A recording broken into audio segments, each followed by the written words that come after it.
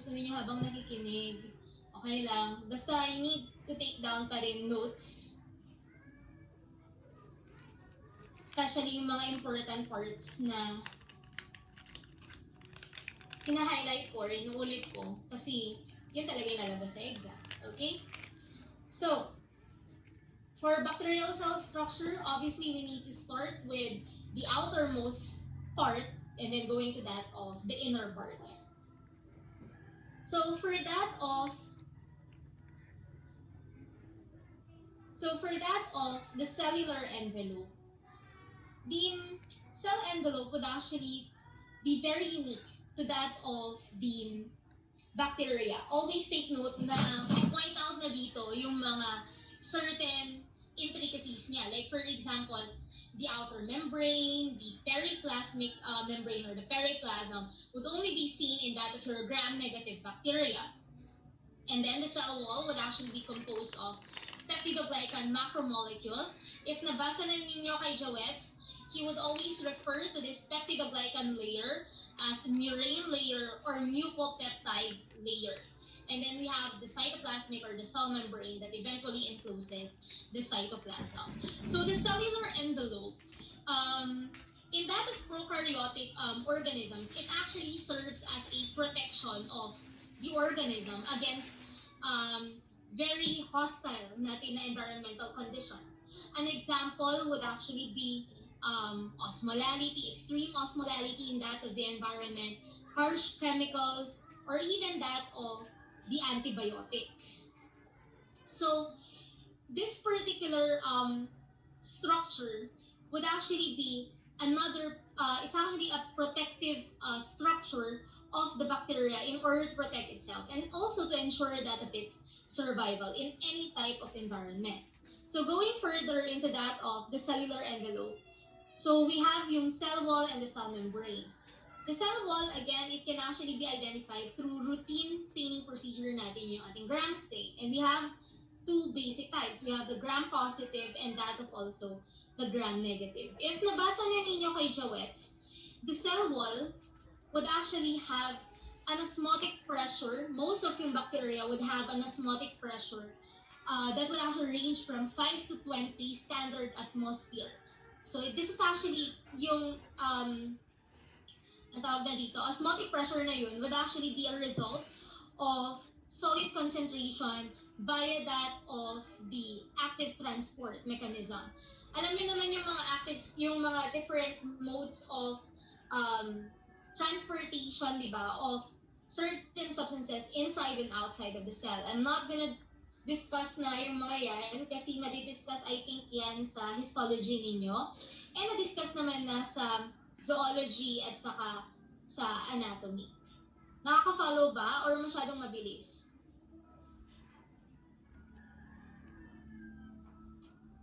Hello?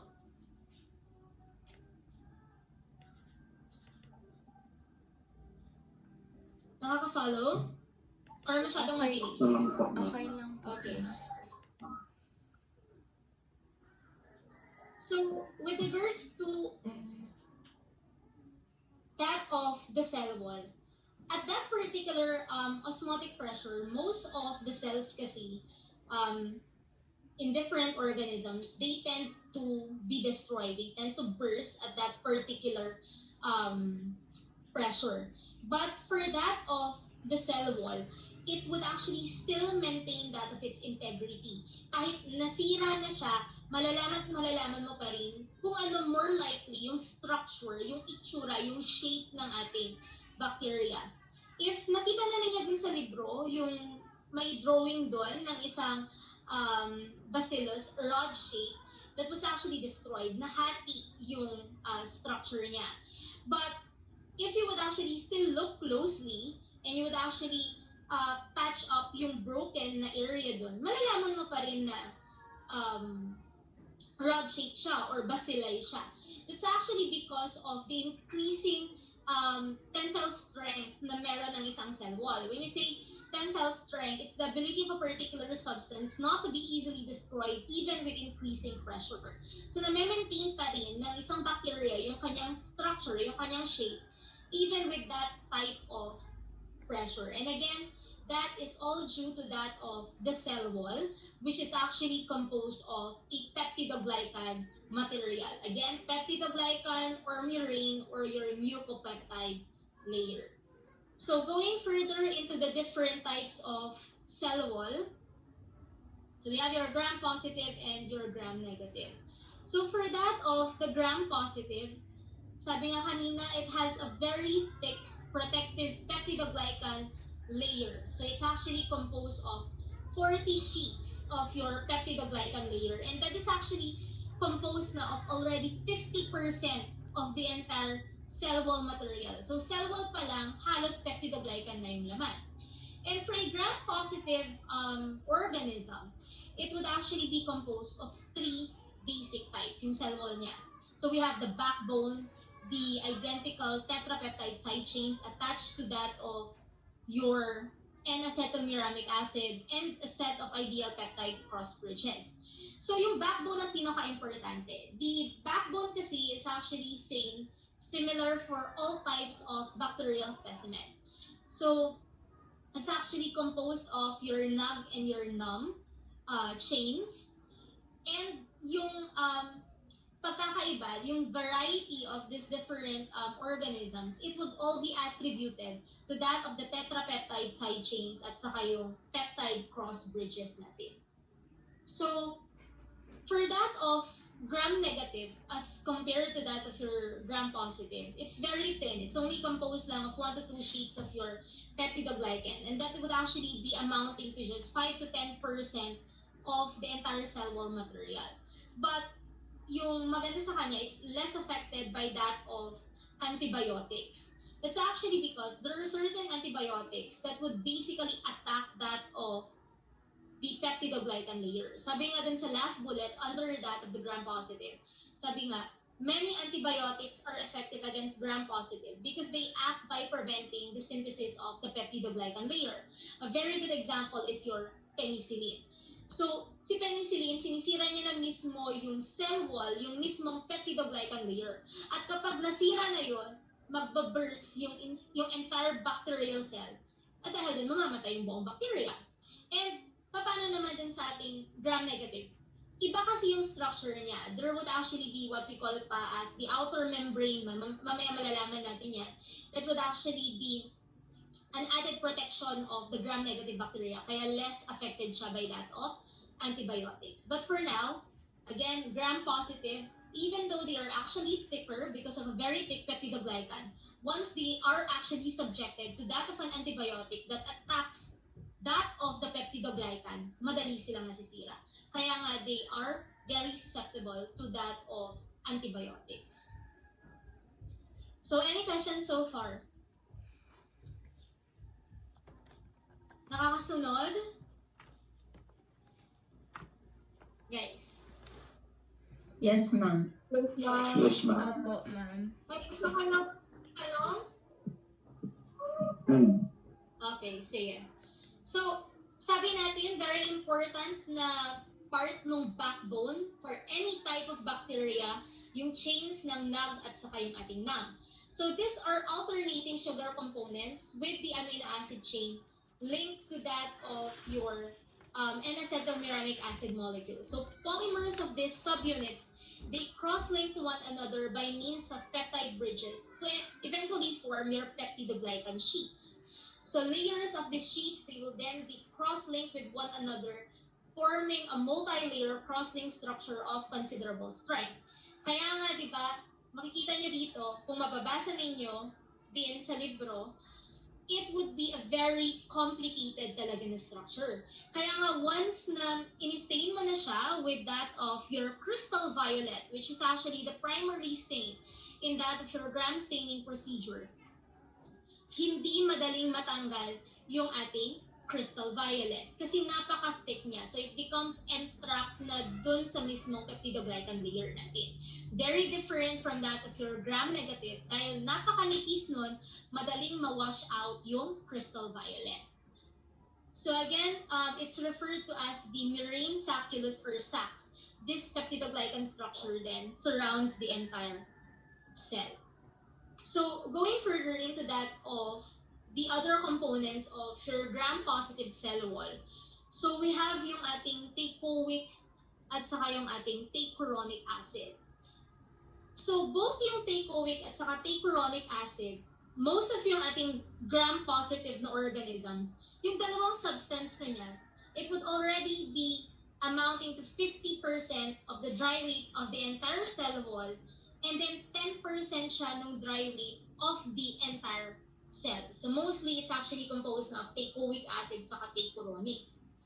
So si teichoic acid, it's attached to that of your peptidoglycan, particularly to that of your NUM.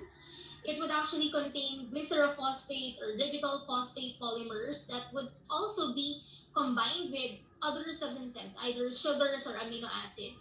Kasi itong dalawang to, the sugars, the amino acids, they would actually be needed for the different metabolic processes na i-undergo ng ating gram-positive bacteria. Also, very important to remember that teichoic acid is highly antigenic. Ano na bang ibig sabihin kapag antigenic or immunogenic yung isang substance? Na-discuss lang natin yan kahapon.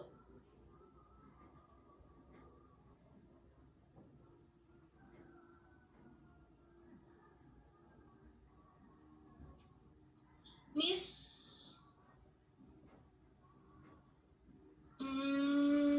Mendoza?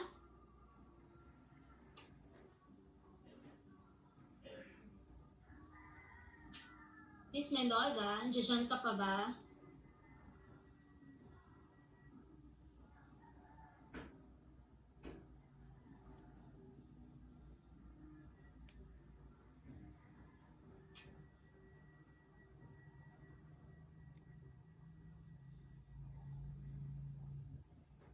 Okay, so since hindi siya sumasagot. So, di ba kapag antigenic or immunogenic, it would actually be able to trigger that of an immune response, regardless of its size and that of also its other properties. It can trigger that of an immune response. So, si teichoic acid kasi, it's readily available na sa surface ng mga gram-positive organisms. So they constitute a major surface antigen ng ating teichoic acid. So nasa labas na siya. At dahil nasa labas lang din siya, diba, it would actually be readily available to be detected by that of the antibodies that will be produced by that of your body. So a very good example of a type of antigen that is associated to that of your teichoic acid would be yung Streptococcus pneumoniae natin, na first-man antigen. Si Streptococcus pneumoniae, or commonly called as your pneumococcus, it would actually have an antigenic determinant. At yun yung tinatawag natin na first-man antigen. Si first-man antigen is very unique type of antigenic material. May encounter nyo yan sa inyong immunology. So, this is actually a type kasi of heterogenetic natin na antigen that is not just seen in bacteria, but it can be seen in other organisms. So it is actually a type of, what do you call this, parang interference when we would actually be doing certain routine immunologic natin na procedures in that of the laboratory. Another example din of an antigenic material would be your M protein. But eventually, malalaman natin yan once you would actually go to the different types of your teichoic acid. So, si teichoic acid is a storage of your phosphorus because there are certain microorganisms that would require phosphorus for that of its growth. It also facilitates attachment of your bacteriophage, which is needed for reproduction and propagation. Excuse me. It also inhibits the activity of autolytic enzymes, which then hydrolyze that of urine. So this again is another protective structure of your bacteria to ensure that of its survival. So again, there are actually two main types ng teichoic acid. We have the wall teichoic acid that is covalently binded with that of your peptidoglycan. And we have the membrane teichoic acid, which is linked to that of your glycolipid. So si membrane teichoic acid, kapag naidikit siya sa isang lipid, it will now be called as your lipoteichoic acid kasi meron siyang lipid component. So this lipoteichoic acid is linked to the next underlying plasma membrane or that of your cellular membrane. So yung kanina, yung sinasabi ko, a very important example of your lipoteichoic acid that is also antigenic in nature would be the M protein of your Streptococcus pyogenes or that of your Lancefield group A streptococci. And itong ating M protein, they tend to protrude, lumalabas sila dun sa cellular membrane. And it is actually the one that is associated with the production of your rheumatic fever. So that is your M protein. So yung two components na yan, your teichoic acid, and that of also yung lipoteichoic, they are actually very much unique to that of the gram-positive cell wall. So the entire complex, the peptidoglycan with that of the different types of your teichoic acid, it will then form a polyanionic network or matrix that would then function in elasticity, porosity, tensile strength, and electrostatic property of the envelope. So si teichoic acid mismo yung nagbibigay ng negative charge, net negative charge of the entire gram-positive bacteria. So again, sabi natin, it is highly antigenic, and an example yung ating first-man antigen. There would also be other substances that are attached to it, like your amino acid alanine, that is attached at position 2 or 3 of glycerol and 3 or 4 of the ribitol, which are actually, again, the main components of your teichoic acid.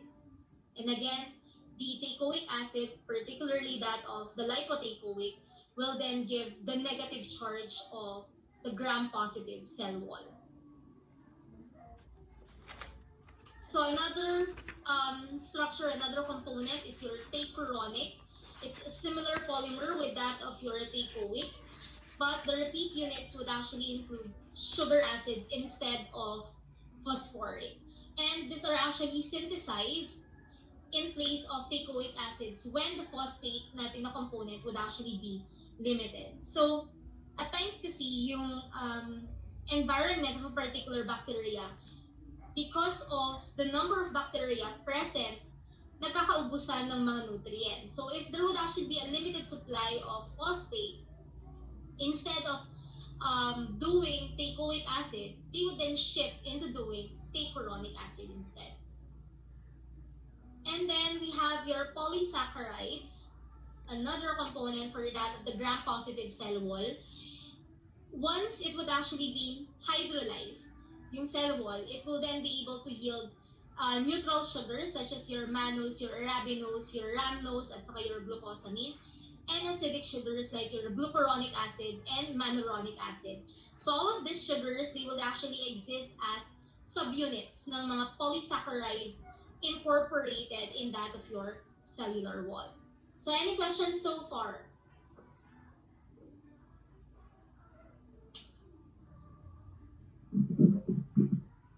Nakakasunod? Masyadong mabilis?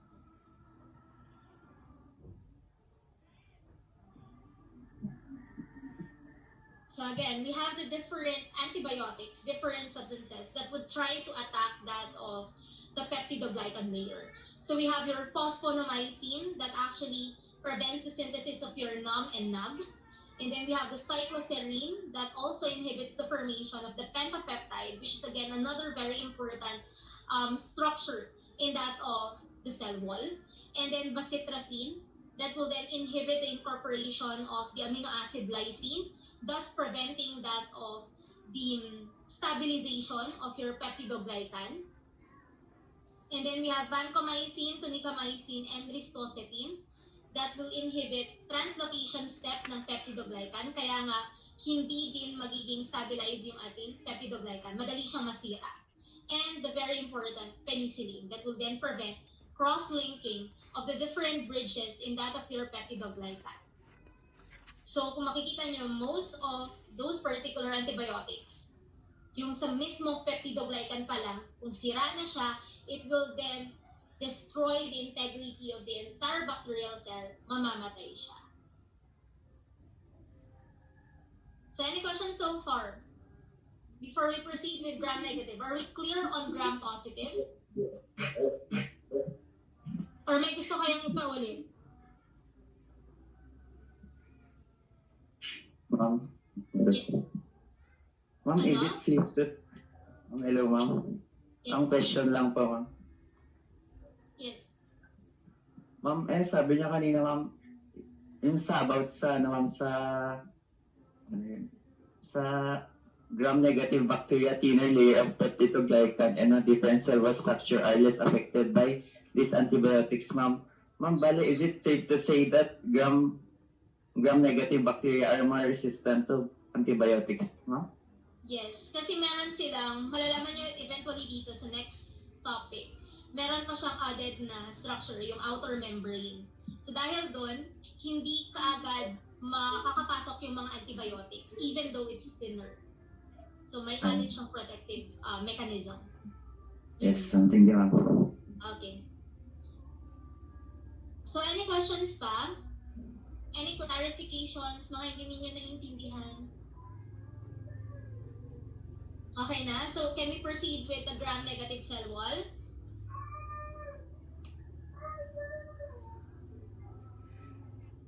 So can we proceed with the gram-negative cell wall? Okay na? Yes. Okay, sige. So for that of the gram-negative cell wall, it's actually composed of an inner peptidoglycan layer, meron pa siyang outer membrane, and associated with the outer membrane, meron pa siyang lipopolysaccharides and lipoproteins. So let's try to dissect each and every part.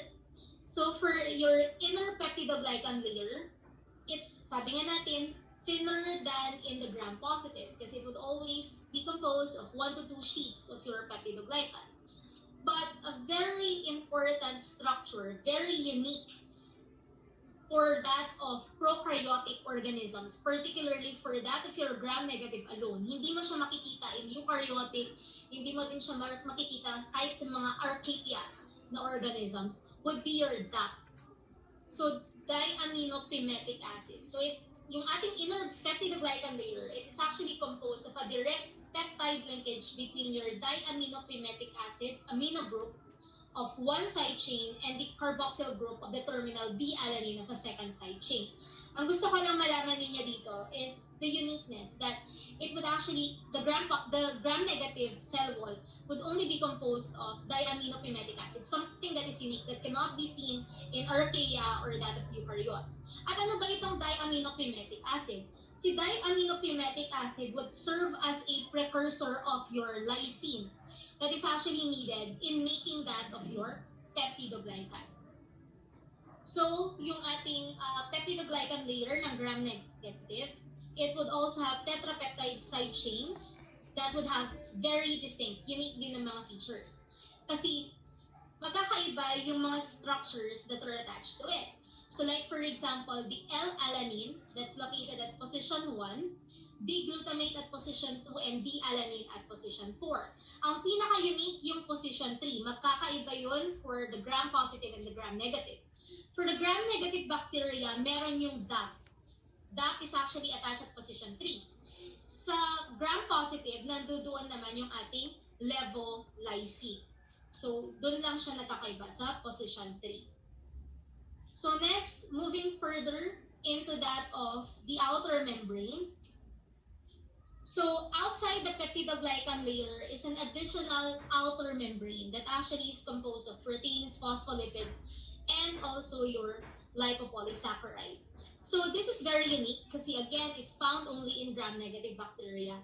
Again, for this lecture, try to take note yung mga found only, exception, so yung mga yun. Kasi yun yung mga, again, must know at ilalabas sa exam. So, for that of the outer membrane, it actually functions as the cell's initial barrier to that of the environment. So it serves as a primary permeability barrier to hydrophilic and hydrophobic compounds, and they would actually contain essential enzymes and other proteins located in the periplasmic space. So they are the ones that would actually control the different substances that can enter and exit that of the bacterial cell.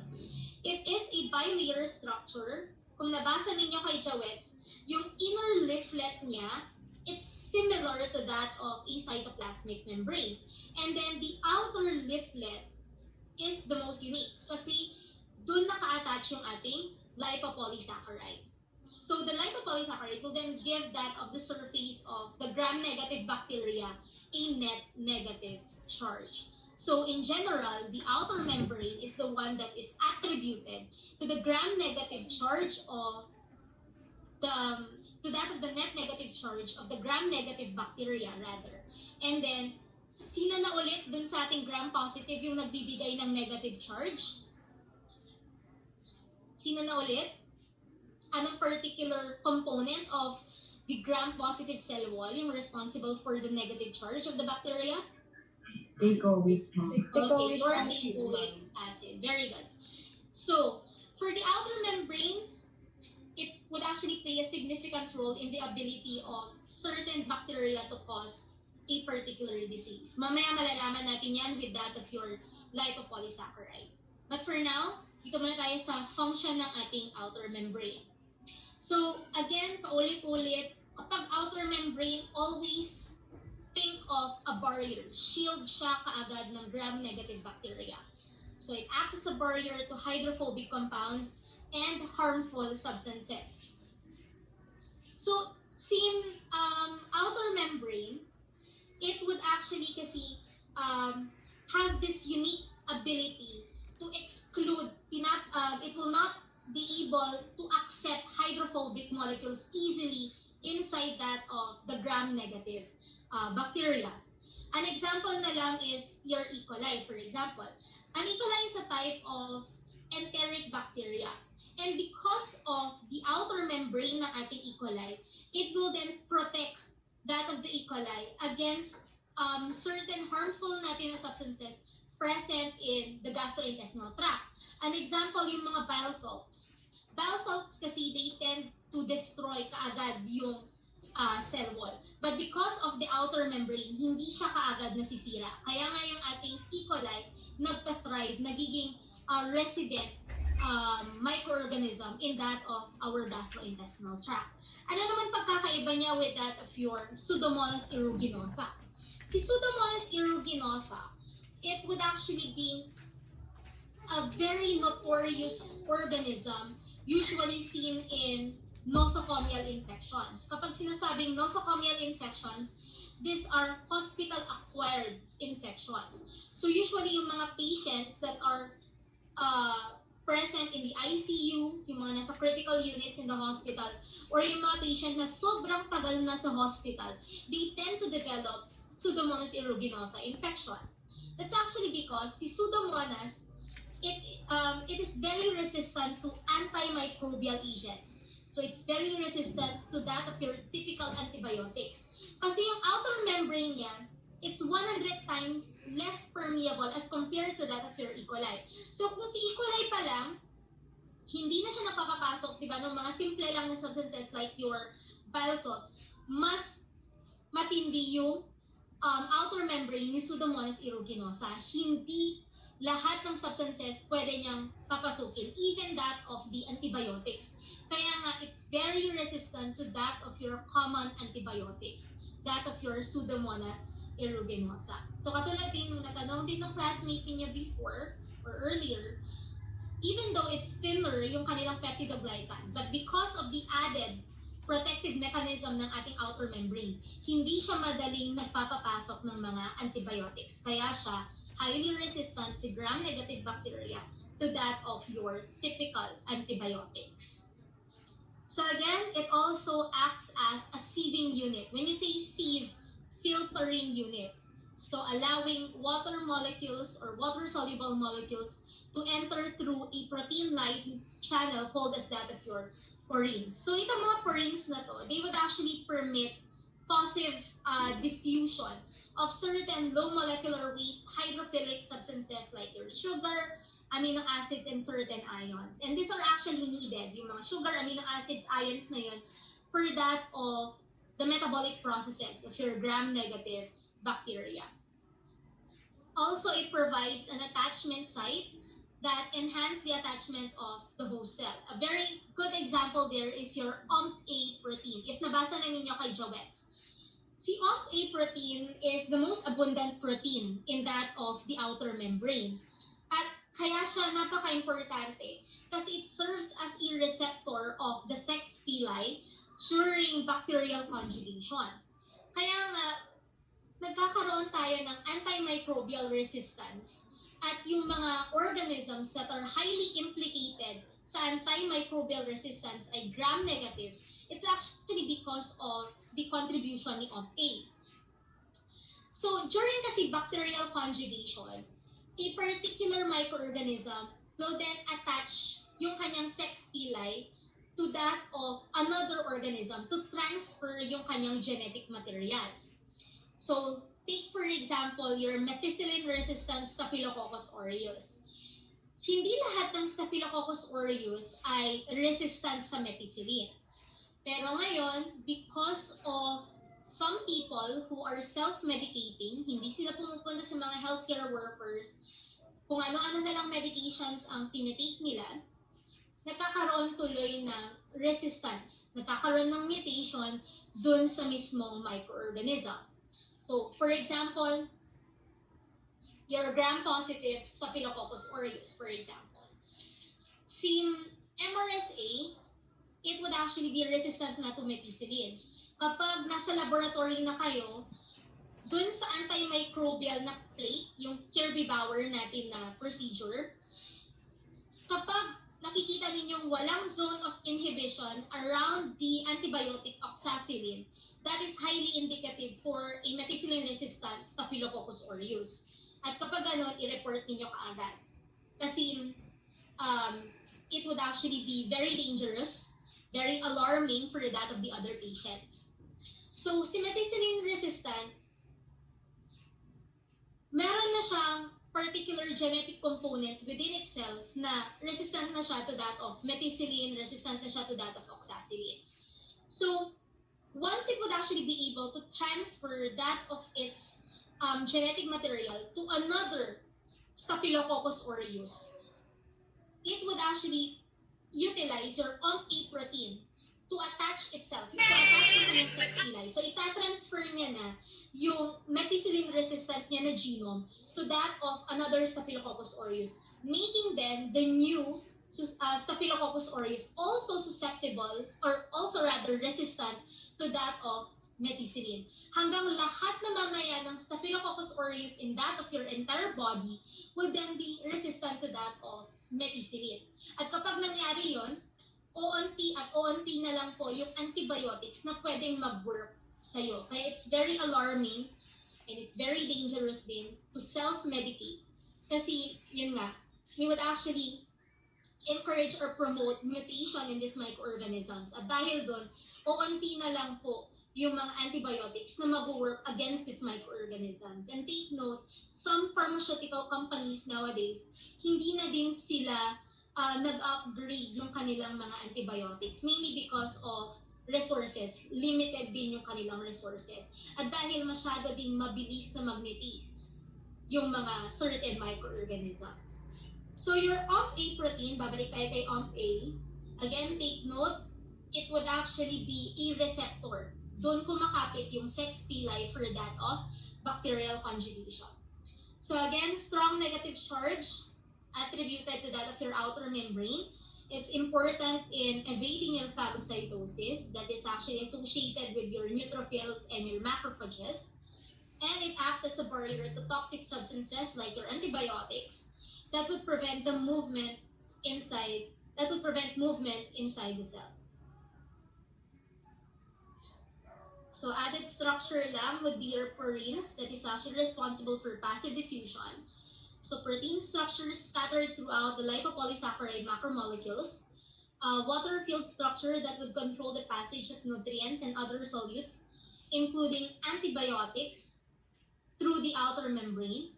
The number and types of porins would actually vary with different bacterial species, and they try to influence the extent to which various substances can pass through the outer membrane.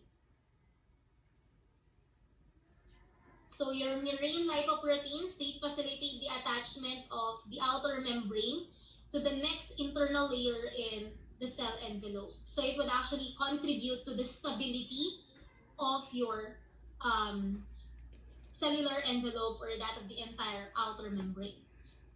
So for lipopolysaccharide, they would actually contain 3 regions, one of which is your O-specific polysaccharide that is highly antigenic. It can trigger an immune response.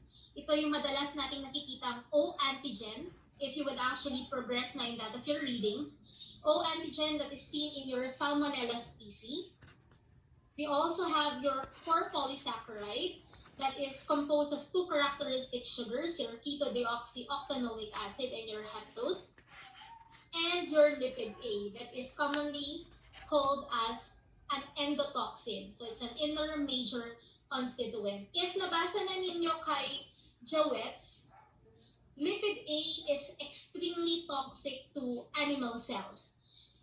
It would actually be firmly bounded, nakikita lang siya dun sa cellular surface.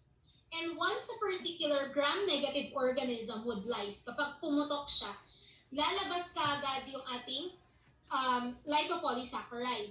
And then the lipopolysaccharide will then be further split into that of your lipid A and the other polysaccharide polymers. And once na lumabas na itong lipid A, it will then be attributed to the different toxicities meron isang pasyente. So it would actually be the one that will cause fever, it would actually cause nausea, yung mga signs and symptoms na nakikita sa isang pasyente dahil yan sa lipid A. It's highly toxic to animals. So for the importance of your lipopolysaccharide, it also will contribute to the strong negative charge of the gram-negative cell wall. It would actually be for the stabilization of membrane structure. Si lipopolysaccharide as well would actually be needing certain ions. So kailangan niya po ng calcium, kailangan niya din po ng magnesium. At kapag yung calcium at yung magnesium natin ay tinanggal because of certain chelating agents, when you say chelating agents, it would be a substance that is responsible for removing calcium and other heavy metals. So kapag tinanggal niya yung calcium, yung magnesium, ultimately, nasisira na yung mismong cellular wall and the outer membrane of the gram-negative bacteria. Another din substance that would try to remove yung calcium at saka magnesium are your antibiotics, like your polymyxin and your aminoglycosides. So tinatanggal niya yung calcium, tinatanggal niya yung magnesium, at dahil doon nasisira yung integrity ng ating cellular membrane. At dahil doon, namamatay ultimately yung ating gram-negative bacteria. So, si lipopolysaccharide as well would actually be vital in evading that of the host defenses. It would actually be vital in protecting that of the bacteria from phagocytosis. Again, it acts as an endotoxin because of your lipid A, and it also is a protective barrier. So it will prevent or slow the entry of bile salts, antibiotics, and other toxic substances. So going further into that of the structure of your lipid A, it actually consists of phosphorylated glucosamine disaccharide units to which are attached a number of long-chain fatty acids. Sabi ko nga din kanina, it's responsible for the signs and symptoms for fever and shock conditions in patients infected with the gram-negative bacteria. So always remember, lipid A, endotoxin, signs and symptoms like fever and shock.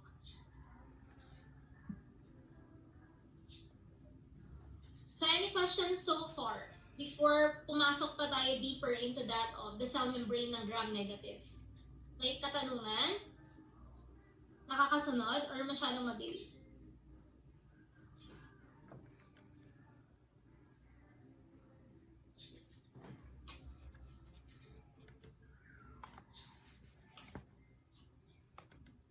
So for that of the periplasmic space,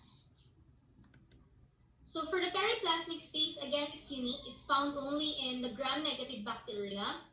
It is located between the outer surface of the cytoplasmic membrane and the inner surface of the outer membrane. It actually contributes to approximately 20 to 40% of the cell volume.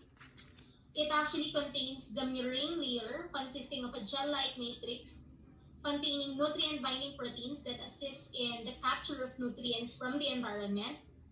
And it would also contain several enzymes involved in the degradation of your macromolecules and detoxification of environmental substances.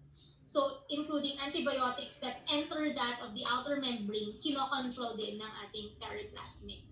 So again, it's only seen in that of your gram-negative, never in your gram-positive. So again, the different types of your cell wall would actually be identified through that of the gram stain procedure. So it's actually divided into gram-positive and gram-negative. And in the entire process of your gram staining, yung primary stain na gagamitin natin, that is your crystal violet. And then it would then be followed by the application of your mordant, which is your iodine. Yung mordant kasi natin, mas pinapatibay niya yung pagdikit ng crystal violet to that of the peptidoglycan layer. And for that of gram-positive organisms, dahil napaka-thick ng kanilang peptidoglycan, mas marami silang matitake up na crystal violet or that of the primary stain. At hindi din silang madaling ma-wash out because of its thickness. So once it would actually then be decolorized, a gram-positive organism would still be able to retain yung color ng ating crystal violet. Pero si gram-negative, dahil napaka-thin niya, it would actually be translucent. Matatanggal na kaagad yung ating crystal violet. Kaya nga, upon application ng ating counter stain, yung ating safranin, the gram-negative organism will then take up the color of the safranin. Kaya siya magiging red or pink in color. Whereas your gram-negative, dahil hindi siya na-wash out yung crystal violet sa kanyang peptidoglycan, hindi na siya mag-take up ng ating safranin. So, hindi niya na makukuha yung red or pink color. So, yung gram-positive natin will then be color violet or dark blue or indigo in color. So again, this is actually a table that was actually presented in your JAWETs. Again, kapag may table, always take note of the differences. So any questions with the first two classifications of yung ating bacteria? Wala? Any questions?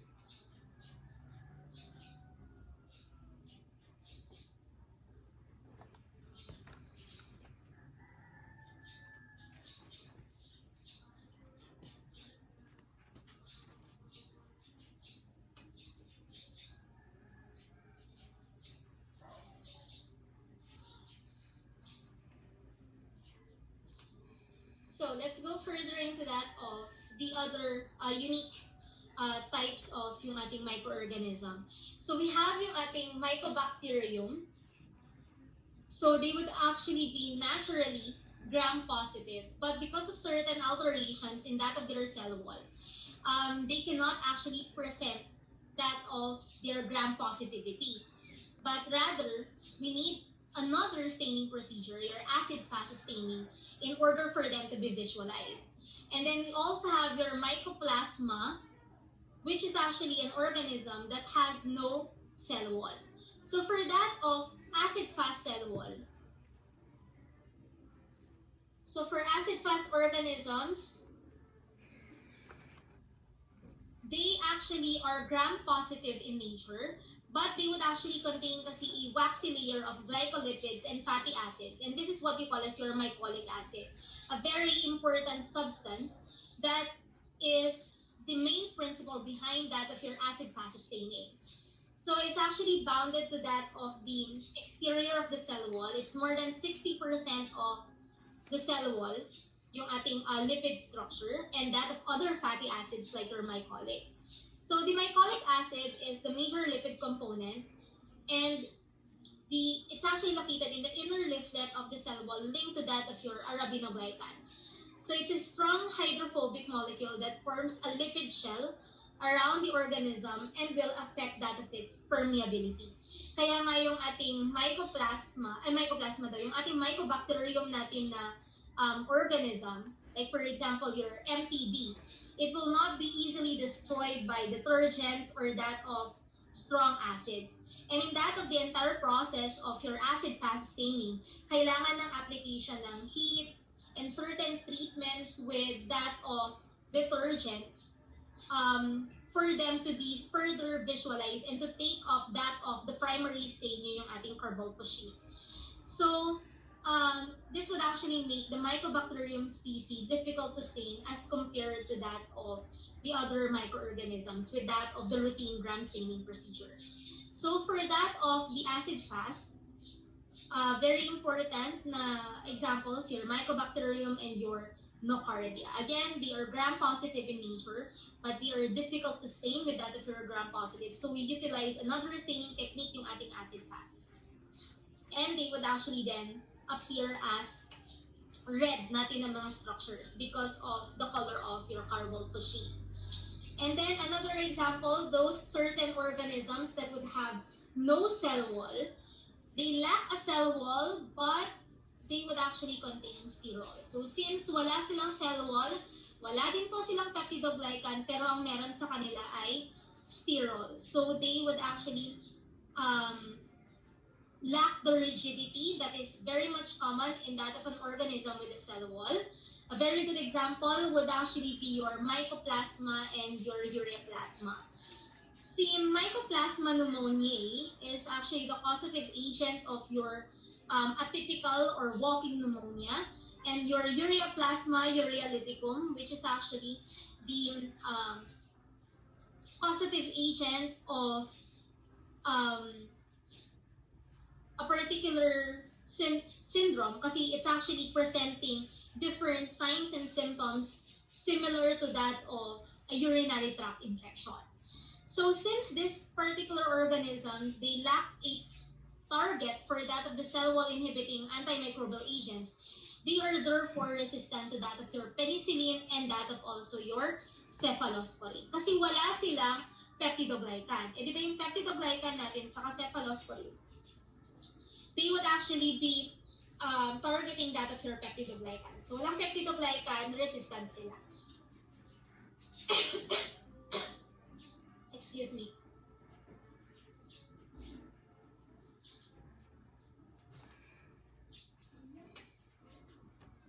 So gram-positive and gram-negative cells, they can actually lose that of their cell wall. So kapag nawala na yung kanilang cell wall, they would actually be what we call as the L forms. That is actually seen in your culture medium. And this particular L forms in the media supplemented with serum or sugar to prevent that of osmotic rupture of the cell membrane. Anong pagkakaiba nila ngayon kay Mycoplasma? Si gram-positive at saka gram-negative natin na cells, kapag wala na yung kanilang cell wall, they are called as L forms, tama? So itong mga L forms natin na to, once there would actually be the precursor nutrients that are needed to make peptidoglycan present in that of the environment, they would actually then regain their ability to make that of peptidoglycan. So gumagawa ulit sila ng peptidoglycan even if initially nawala yung kanilang peptidoglycan. As compared to that of your Mycoplasma, whether or not there would actually be precursor substances of peptidoglycan in that of the environment, hindi sila makakagawa ng peptidoglycan. Only sterols lang kasi yung meron sa kanilang outer structure. So again, my table, it would actually show the differences between the gram-negative and gram-positive. Again, take note of those differences.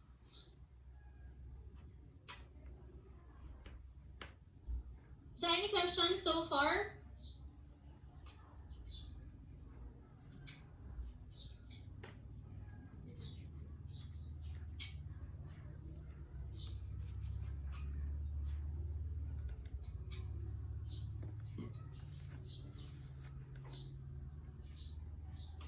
So for that of the cell or the cytoplasmic membrane, membranes are an absolute requirement, obviously, for any type of living organism.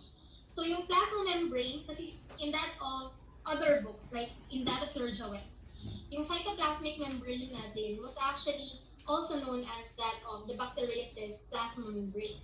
So it encompasses that of the cytoplasm. It's a highly organized, asymmetric, flexible, and dynamic structure kasi it regularly changes. It contains lipids and that of also proteins. It's a lipid bilayer. And like any other type of cell, yung outer surface niya would be hydrophilic, and then the inner surface would actually be located, or it would actually be pointed. Yung mga hydrophobic na ends would actually be presented interiorly rather, and then hydrophilic dun sa kanyang exterior. So it's present in both gram-positive and gram-negative bacteria, and it's regarded as the deepest layer of the cellular envelope. So it would actually be composed of a phospholipid bilayer.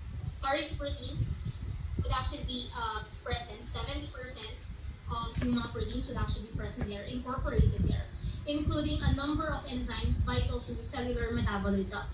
So it serves as an additional osmotic barrier, as added na naman to that of your cell membrane and that of also the outer membrane. But very unique for that of the cytoplasmic membrane, unlike in that of eukaryotes, it would actually be absent with sterols. Siyempre, exception dyan yung ating Mycoplasma. Kasi diba sterols yung main component ng kanyang membrane.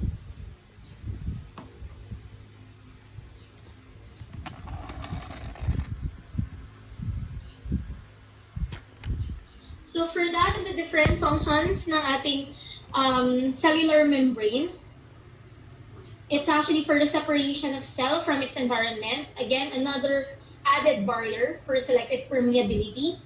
It's a site of crucial metabolic processes like respiration and synthesis of lipids, detection and response to chemicals in that of the surroundings with the aid of special receptor molecules in the membrane. It is needed for the transportation of solutes into and out of the cell. It's actually for the housing of enzymes involved in outer membrane synthesis, cell wall synthesis.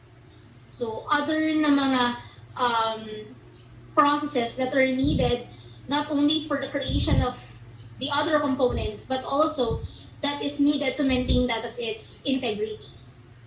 And then generation of chemical energy needed for that of the active processes of the cell, needed also for cellular motility, for mediation of chromosomal segregation during replication, housing of molecular sensors that monitor chemical and physical changes in the environment, needed for other metabolic processes like your ETC and your oxidative phosphorylation, and excretion of hydrolytic exoenzymes. So like any other type of cell, meron siyang mga proteins. So we have peripheral proteins that are loosely attached that can be easily removed kasi nasa gilid lang sila.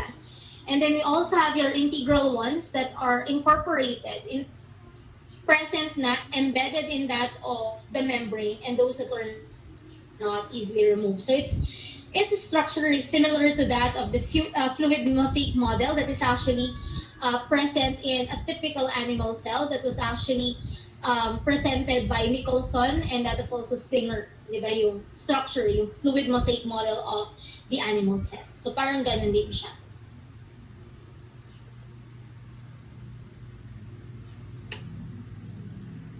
So going further into that of the internal structures of the cell.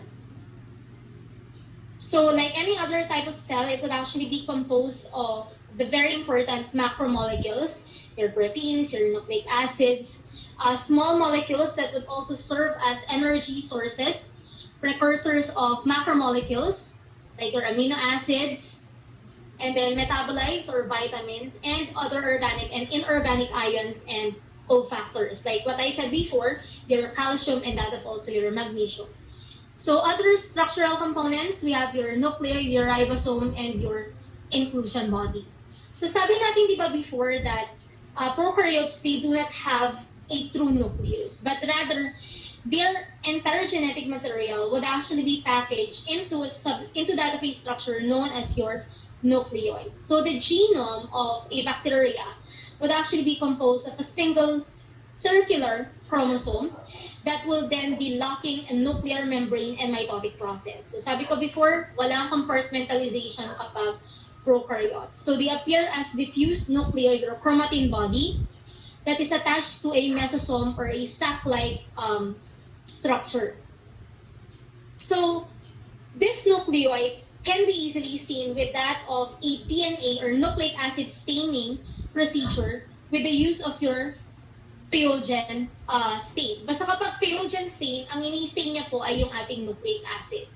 So the nucleoid will then consist of a single continuous circular molecule ranging in size from 0.58 to almost 10 million base pairs. But an exception to that would be your Borrelia burgdorferi at saka your Streptomyces collicolor, because they would actually have a linear chromosome, different from the typical circular chromosome present in bacteria.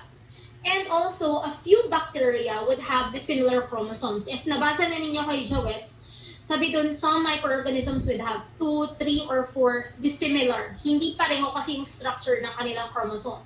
Very good example would be your Vibrio cholerae. That is actually the causative agent of your cholera. And your Brucella melitensis, the causative agent of your brucellosis.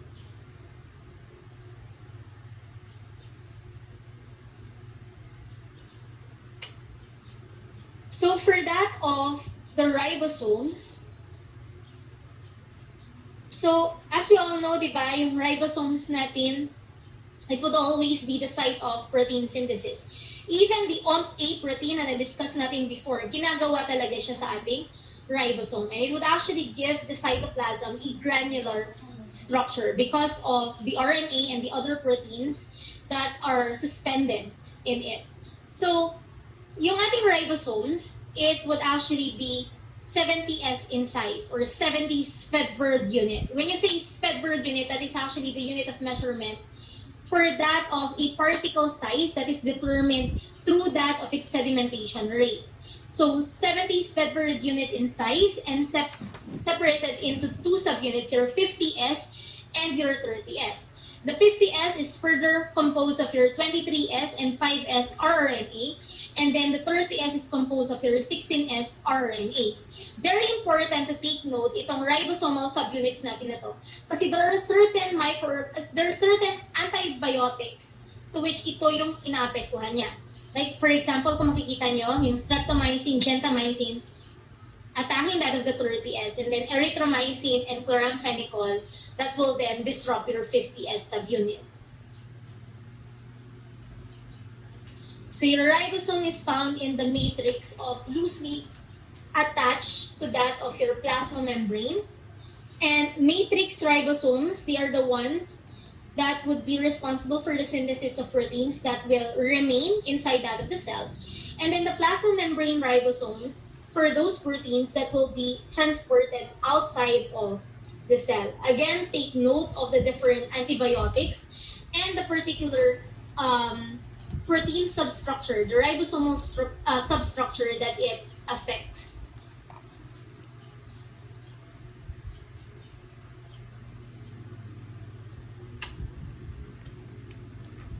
So next, we have your plasmids. Any questions so far?